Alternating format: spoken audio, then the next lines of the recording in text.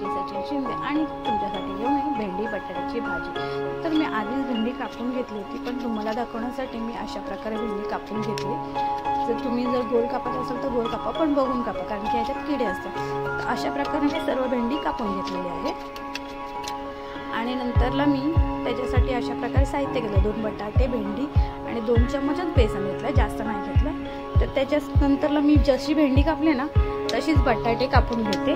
बटाटे कापून घेतल्यानंतरला ते मी पाण्यामध्ये भिजून ठेवणार आहे, कारण की असंच ठेवल्यावर आपले बटाटे काळे पडतात। नंतर जे बेसन टाकून घेतलं आणि 2 चमच मी तिखट मसाला टाकला आणि ते थोडंसं आपण रोस्ट म्हणजे आपण कसं भाजून घेतो तसं भाजून घेतलं। रवा कसं भाजतो तसंच मी बेसन भाजून घेतलं।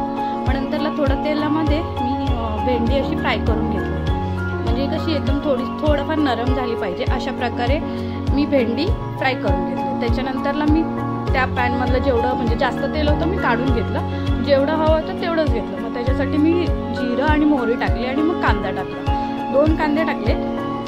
कांदा टाका नाही तर नका टाकू तरी चालेल, कारण की कांदा टाकलेला टेस्ट चांगली येते। जर तुम्हाला टाकायचं नसेल तर नका टाकू। मग त्याच्यामध्ये मी अर्धा चम्मच हिंग टाकले आणि 1 चम्मच अद्रक लसणाची पेस्ट टाकली आहे। तर अशा प्रकारे मी साहित्य टाकलं होतं आणि मी बटाटे भिजून ठेवलेले ते टाकून घेतले, कारण की मला बटाटे थोडी शिजायला हवे होते। आपण आधीच बटाटे शिजून घ्या, कारण की मी आता भेंडी फ्राय करून घेतले, बटाटे म्हणजे चांगल्या प्रकारे अशी शिजले आहे बघा। दाबलं ना तर लगेच कट होत आहेत। तर अशा प्रकारे मी बटाटे फ्राय करून घेतले।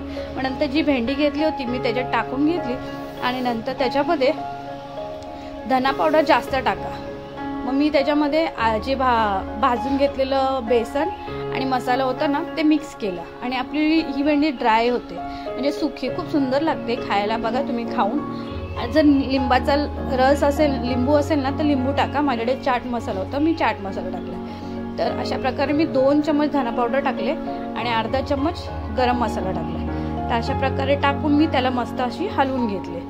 हलवून घेतल्यानंतरला बघा आणि अशा प्रकारे झाकण ठेवा, पूर्ण झाकू नका, अर्ध झाकण ठेवा, म्हणजे कसं पाणी नको सुटायला, फक्त 2 मिनिटं वाफवून घ्या, कारण की मसाले लागायला पाहिजे म्हणून। तर अशा प्रकारे मी ती भाजी पूर्ण हलवून घेतलेली आहे आणि मग झाकण ठेवून त्याला थोडंसं 2च मिनिटं वाफवणार, कारण की माझे बटाटे आणि भेंडी शिजलेली आहे। आणि पूर्ण झाकण नका ठेवू, म्हणजे पाणी सुटतं। मग अशा प्रकारे मी झाकण ठेवलेलं आहे।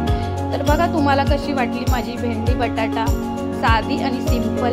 आणि नंतरला बघा मी तुम्हाला बोलली जर तुम्ही लिंबाचा रस टाकला तर खूप टेस्टच लागेल। माझ्याकडे आमचूर पावडर होती म्हणून मी आमचूर पावडर टाकली। तर अशा प्रकारे मी भेंडी बटाटे